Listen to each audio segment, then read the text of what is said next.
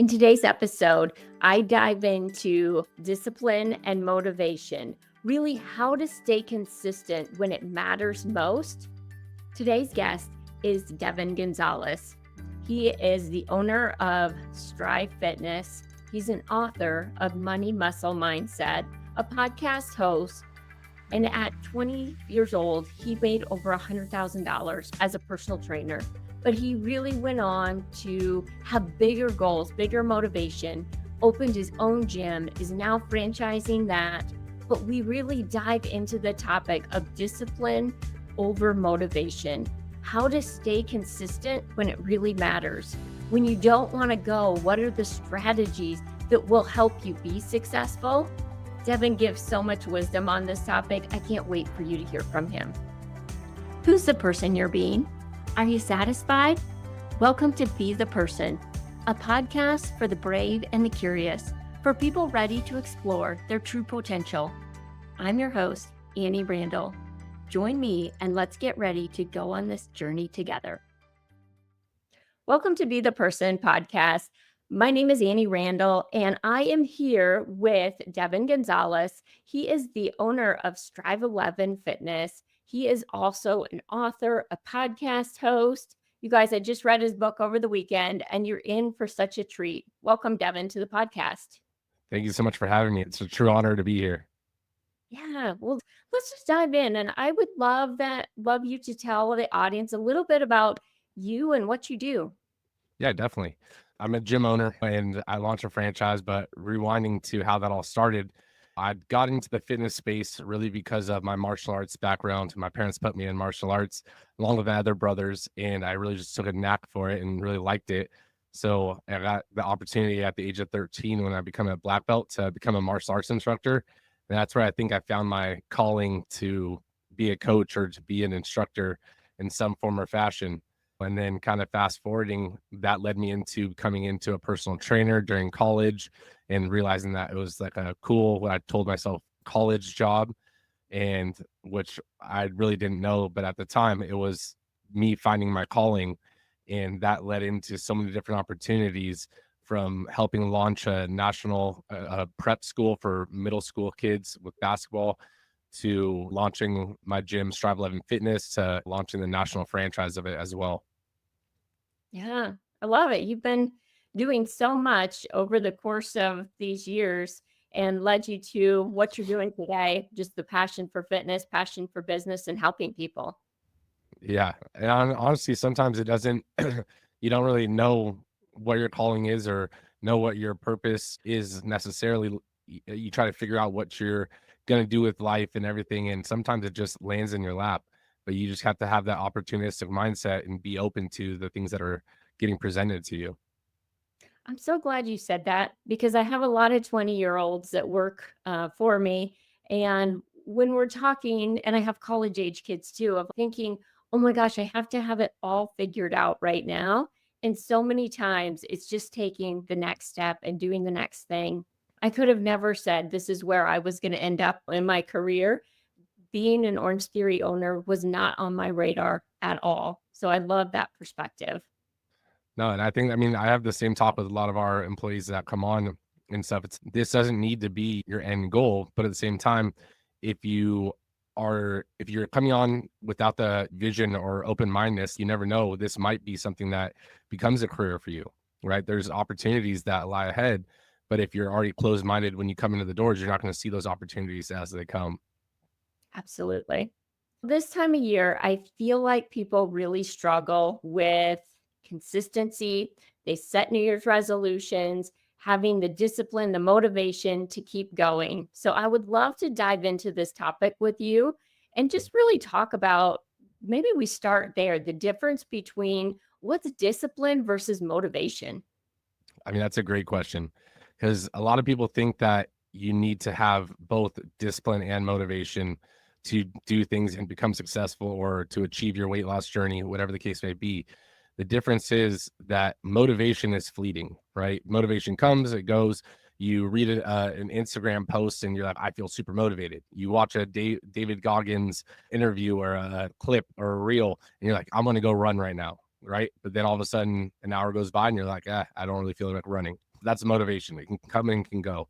Your discipline is what is developed, and that is a true skill that is developed basically doing the things on the days you don't want to do them, but you do them anyways because you know you need to do them, right? And through your discipline, you start to develop an internal motivation. And that internal motivation comes from you seeing the results, putting in the work on the days both that you feel like it and that you don't feel like it, right? So that motivation can be built, but it shouldn't be coming from external factors, from outside sources, because that kind of motivation is super fleeting. But the motivation that you're able to build within self really can be lasting and will push you through and help you on staying disciplined on the days that you don't want to go, if that makes sense. Absolutely. So, do you feel like discipline is something you're born with or something you can develop over time? I think discipline is definitely something that is developed over time. I don't think anyone's born with a natural discipline. The difference between someone at a young age with more discipline than someone else, it could be definitely their childhood bring up, right, from their parents. And I can tell you from firsthand experience, my parents didn't let me quit. Their whole rule with me was I had to try a sport once, and it wasn't like go play one game. Like I had to do a whole season, whether I liked it or didn't like it. And after I completed the season, if I didn't like it, I didn't have to keep doing it. So I will say the difference is that childhood bring up that parenting of making sure that you're having your kids consistently show up, whether they do or don't want to do it, because you know that it's going to build that skill within them. Discipline is something that's built day in and day out. You don't become just disciplined, just that leaders aren't born, they're developed. Yeah. And I can say having 3 kids, we had the same rule of you have to if you're gonna try a sport, you have to stick with it through the season. And I know as a parent, man, it would have been easier to quit a lot of times during those of you're the one driving, hearing the complaining, all the things. But I think just hearing you say that of it really does help build discipline in our kids, and it really develops over time. No, it definitely does. And I'll say it was different for me and my two brothers. I'm the oldest of three. And I didn't always choose, like you said, you let your kids choose a sport and they get to go play it. And if they don't like it, they still have to finish the season. I was like the guinea pig for my parents. So my parents saw a sport, like, oh, maybe you should try this. And I didn't really have a say in it. I had to try everything. I did fencing, I did rugby, I did flag football, I did soccer, tennis, like I did the whole nine. And even though I was good at a sport, I was like, I don't like this. And my mom would try to convince me, like, you're good at it though. And I was like, I hate this. I hate it. And so with my other brothers, it was more of that rule where you can try whatever sport you try, you just have to finish it. That they didn't get thrown into the whole pool of every single sport out there. You're the jack of all trades now. A little bit. Yeah. We probably both see it in our worlds of fitness. People want to be motivated, and you can do that to a certain extent when they come in. You can give the coach can definitely help motivate, but they still have to get the motivation to walk through that front door or to make that phone call. Like nobody can do that for you. Once you walk in, we can help you with develop that over time. But any advice if let's say in working out, they just don't feel like going, advice that you would give? Yeah, no, and I tell people normally when they call or when they first walk through the doors just to get an idea of what's going on in our gym, and I'm sure that you do the same, is that's the hardest part, right? You've already taken that hard step of making the initiative to reach out, get some more information. And then when they come try it, it's like they might be motivated that day or not, but letting them know the hardest part some days is just showing up, right? Once you walk through the doors, then you realize it's not so bad because both of our programs have a coach telling you what to do. You just got to get here. And so that's the biggest thing. And I can tell people, and I'm sure you would agree with this as a gym owner, that not every day we want to work out ourselves. Even though I love working out, there are days I don't want to do it, but I still show up because I know that I need to do it because one, I tell everyone else to do it.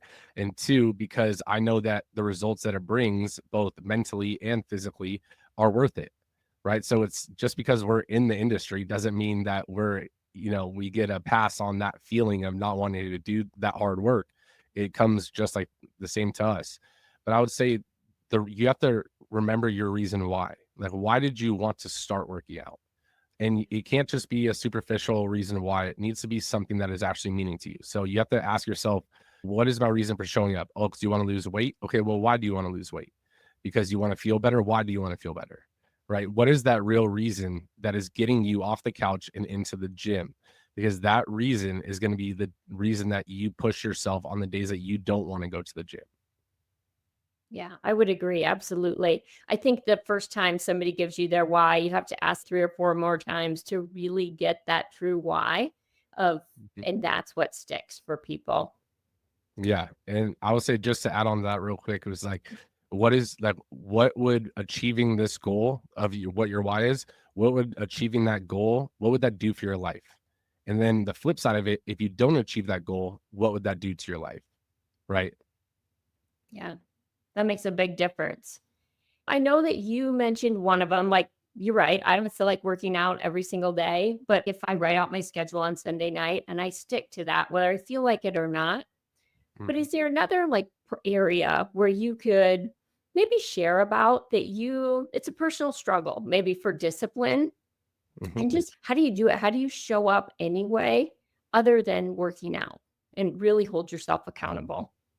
I mean, there's different areas of life for each person, right? So, as an entrepreneur, you have your business, you have your fitness and your personal development. Then also you have your family, right? Those are like the three big categories for me personally, and you have to show up in each category, whether again you feel like it or you don't.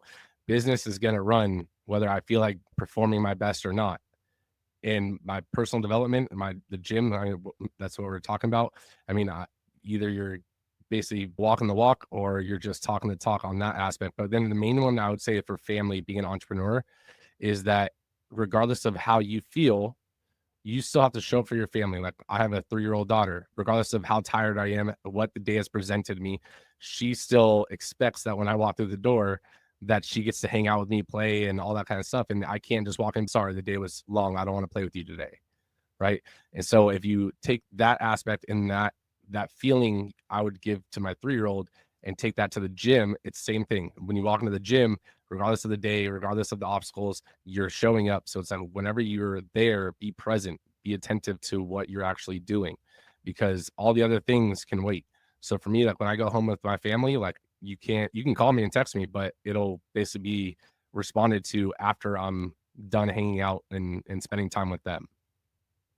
Yeah, I think that's great advice because especially as a business owner, but if you just have a different type of career, I think it still applies. There's always people wanting your time. And I think there's always those distractions.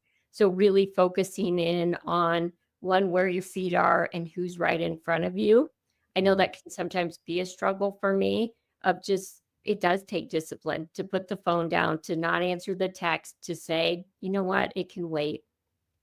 Yeah, definitely. And my biggest thing is that I don't like, I'm trying to use a different word. I don't believe in doing anything with half effort. And the reason I say that is because time is the one thing that you will never get back. Right. So if you're at work, whether it's in your own business or you have just a regular career, if you're at work, why not do it to the best of your ability? You're spending your time there anyways, and you're not going to get that time back. Why not make the most of it? Right. If you're going to do something, make sure you actually do it. Otherwise, why do it at all? Right. If you're going to spend time with your family, give it your all with your time with your family. Again, those minutes you will never get back. So, in any form or fashion, if you're going to do something, go all in and do it. What if somebody's listening and they're saying, "Yeah, like I want to do that." They're not doing it today, but they want to work out, they want to spend time with their family, they want to be present. What would you say would be maybe like a strategy for if we just break it down? Because I think talking about it, everybody wants this, but maybe a strategy for staying motivated and really overcoming the obstacle. Like when you don't want to go to the gym, what do you do? When the phone rings and you want to answer it, but you've committed time with your family, like really tactically, maybe some strategies for people. Definitely. And I think that the difference between wanting and doing, it's just like a, a dream and a goal, right? One stays in your head, a want and a dream stay in your head. Goals and everything like that are written down. You, like you said, you strategize on Sundays for the week, you plan everything out. And so, even with myself, like I'm the same way. I'll either plan it out the week ahead and then I adjust the night before each day, because things happen. You need to make adjustments and so forth. So my biggest thing is plan the day before, right? If you're living in the moment, which I mean, I get it. You hear so many things on social media like live in the moment. That doesn't mean it has to be there's no plans to your life, right? I feel that live in the moment means you planned out the day, you're in the moment of your schedule for the day, and you're living in each and every moment that you've already pre-designed for yourself. So my schedule, my time with my family is already scheduled. My time for my fitness is already scheduled. If something does arise and I need to move things around, that's fine. But I don't take something off the schedule, right? It's already designed to be there for a reason. Just like if I was going to have a meeting with a client, I treat that just as importantly as my meeting with myself for fitness, right? And I think that's the biggest thing is too many people leave it to chance, and it's like meal prepping, right? If you have a meal plan and you're like, okay, I'm going to stick to this, and you don't prep your meals for the week ahead or a couple days ahead, you're probably not going to do it day of. You might do it day one, day two, but then things start to happen and all of a sudden you skip a meal, and that's how life works, right? So you have to prepare because preparation is key. So true. And I have a teenage son right now. I kind of laugh because I take it back to this of if he does bad on a test, I'm like, okay, it's not the end of the world, but we need to prepare better. But so many times as adults, one, we don't work out, two, we like bomb the meal planning or the diet. And you're like, okay, we need to prepare better. Take an hour on Sunday and really meal prep or write down your workouts. I love it that you're not leaving things to chance because I think that's so important and we would give that advice to our kids, but sometimes we just need to give it to ourselves. No, definitely. And I'll say that, I mean, not every day is a perfect day, right? But if something does happen in the day, reflect on it so that you don't have to wait until next week's plan to adjust. And that's why I say each day can be adjusted, and you set the overview for the week on Sunday, and then Monday night I adjust for Tuesday, adjust for Wednesday, and so forth. Things happen, right? Let's say I don't stick to all my meals for the day. Then I reflect on the day as I'm preparing tomorrow. Why didn't that work today? What happened? What did I not do? What did I do that I can switch for tomorrow to make sure that I realign with my goals? That's one of the biggest things, especially with the fitness side of it. You know, I know we have New Year's resolutions and people say, I'm going to start on Monday. And it's like, why wait all the way until December? This is a big conversation. Like, I'm going to start January 1st. It's December 1st. You could start now. You have a whole month to start doing this, right? And it's like also with the weeks, people on Thursday will be like, you know what? I'm going to start fresh on Monday. It's like you have the rest of today, you have Friday, Saturday, and Sunday that you could have already been working towards your goal. What's so keen about Mondays or the first? I love it of just starting where you're at. And you're right. If you need to make adjustments, nobody's perfect. Everybody's going to have the day or fall off or do whatever. Just start where you can. Do you feel like you need an adventure or a new challenge in 2025? Join Jeff and I on our Peru trip. We're going to do a one-day hike to Machu Picchu. It's always been on my bucket list, but it's becoming more and more restricted. So right now you can still walk around Machu Picchu, but I believe that won't be the case for long. We're also going to explore the Amazon jungle, the city of Lima, have the option to hike Rainbow Mountain. It's going to be a wonderful trip. It happens next September. See all the full details in the show notes.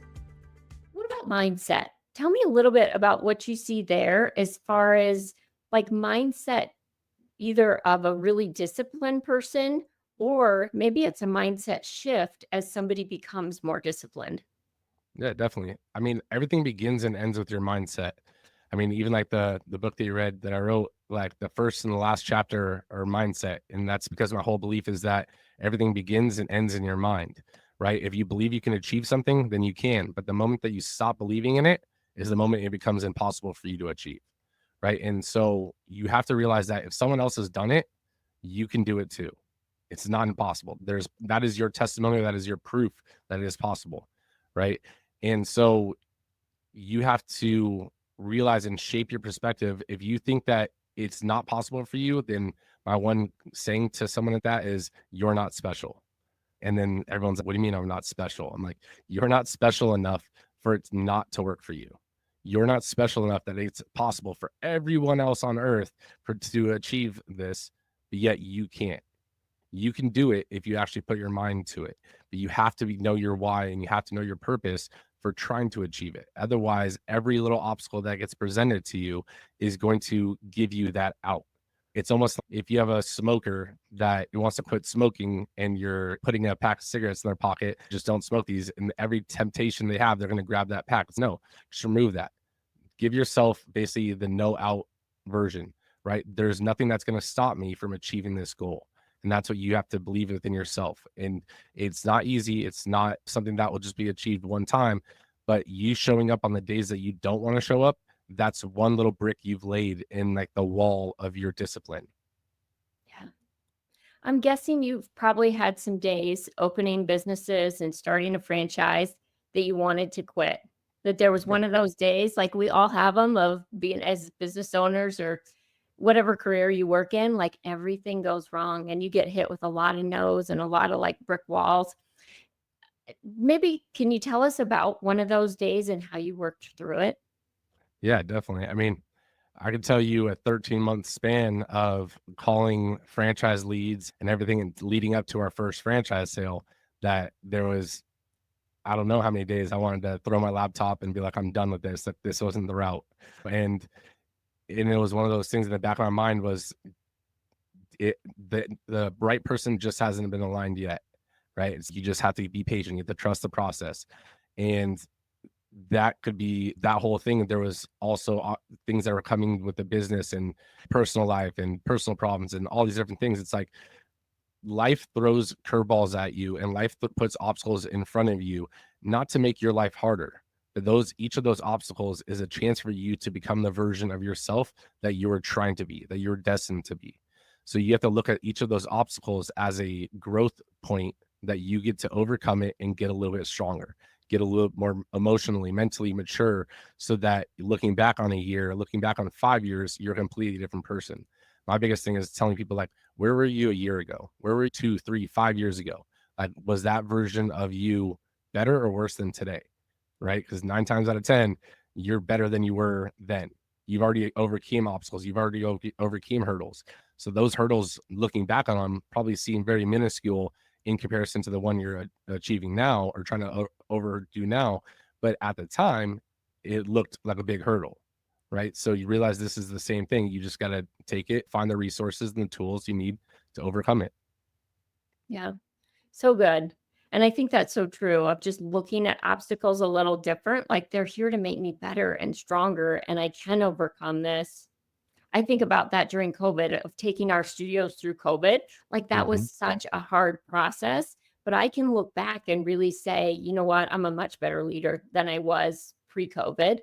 Did I want to do that? Not necessarily, but the outcome. So if you think of the outcome of your challenge, I think that definitely puts it in perspective. No, definitely. I mean, and even that curveball for you, it's not even just you as a leader, but also you as a business owner.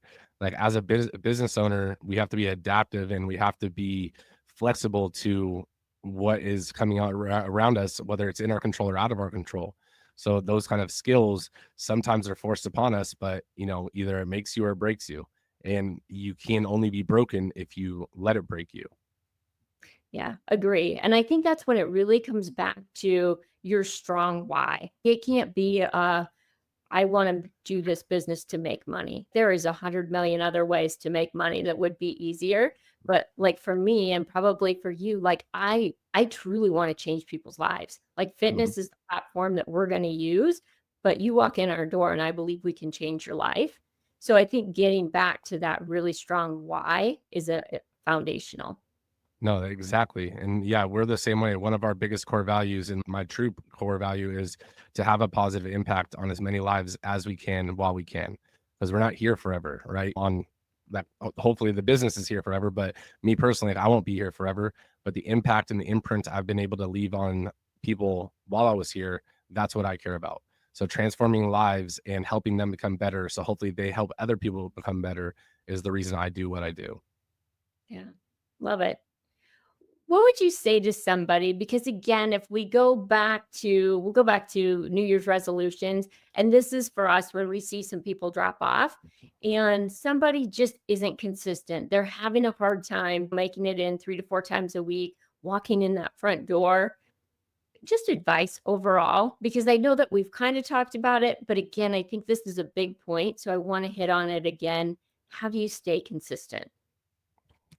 I think honestly, consistency it comes from preparation, right? If you're leaving things up to chance, then it's a lot harder to stay consistent. I know if I didn't have a calendar and have my things scheduled out, one, I could have the memory of a goldfish. When in terms of there's so many things going on, so many moving parts, and not just being a business owner, but even before that, a wife or a girlfriend, and before not two things, my wife, but when she was a girlfriend, and that whole dynamic, my own personal family dynamic. Then you have your friends, you have your job, you have school if you're in school.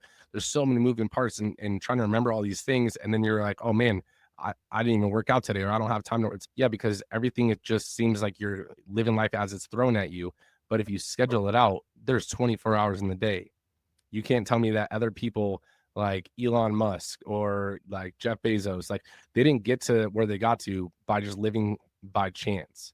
It was strategy of planning things out, making adaptations as it came, and allowing yourself to grow each and every single day. So just staying consistent for your fitness, it's hard in the beginning because it's not a habit yet, right? But if you schedule it in just like you would schedule anything else into your day, right? Let's say you have an exam, you have a final exam in college. Do you really think you're going to forget about that? It's an important time of your day. So it's like, why would your workout be any less important? So if you schedule it the same importancy in your day and you do it, whether it's different times of the day, whatever you need to plan that out ahead of time, that's fine. But treat it the same. Your personal development is how you get better every single day, whether it's an hour workout, whether it's a half hour workout, whether it's going on a run outside, it can change. That's fine. But just be consistently showing up for yourself, because a lot of people will say you want to try to fill other people's cups. And if you look at it in the way of half full, half empty, it's if you're only draining from your cup by pouring into others, you should be really filling your cup up so much that overfill is actually pouring into everyone else's cup. Because otherwise your cup's gonna end up running dry. Yeah, so true.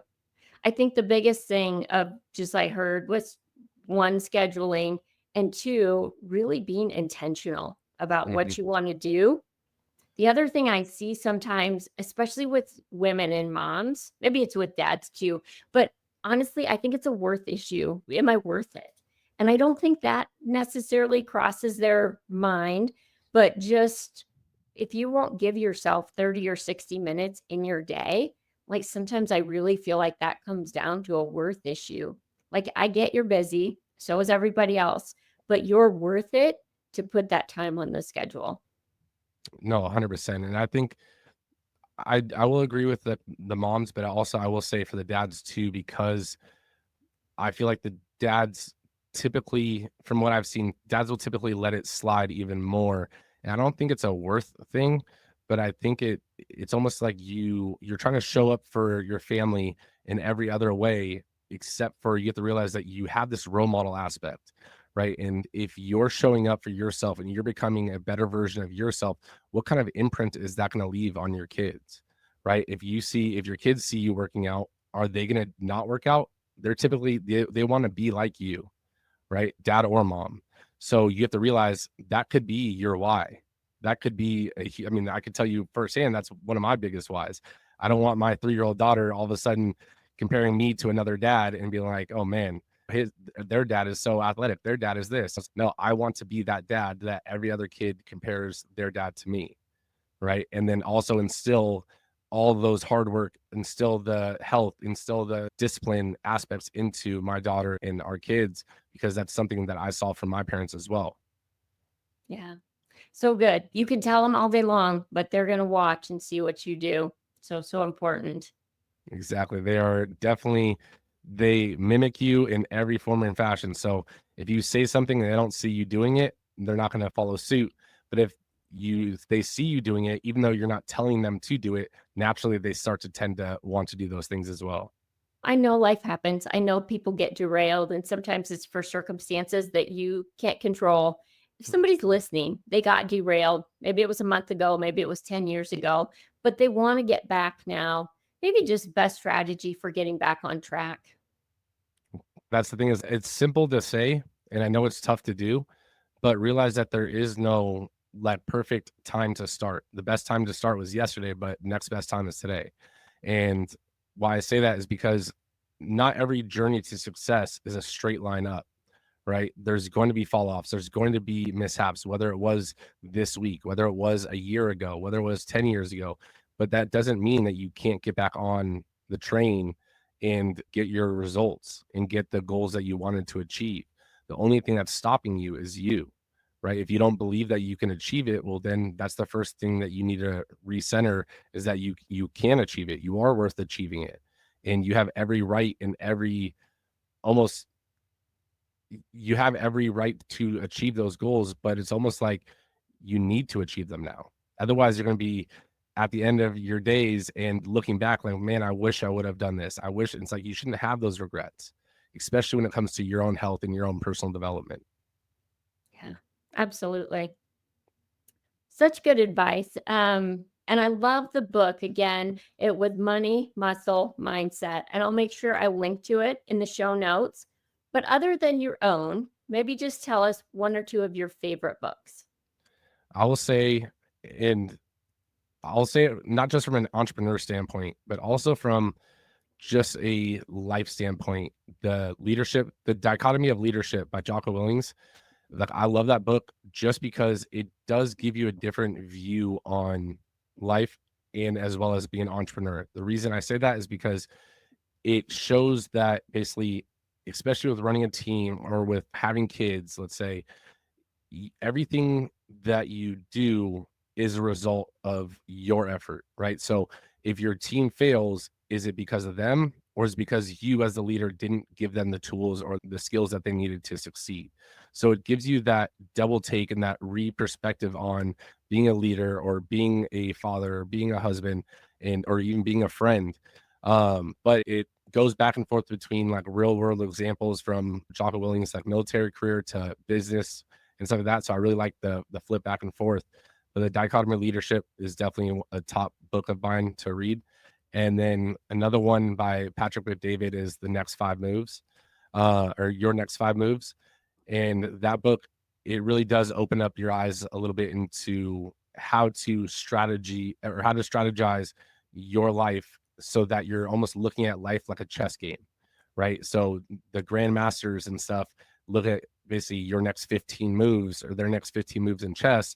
And this book kind of defines or shifts your perspective around how do you shape your next 5 moves of life. Love it. I haven't heard of that one, so I'm definitely going to check it out.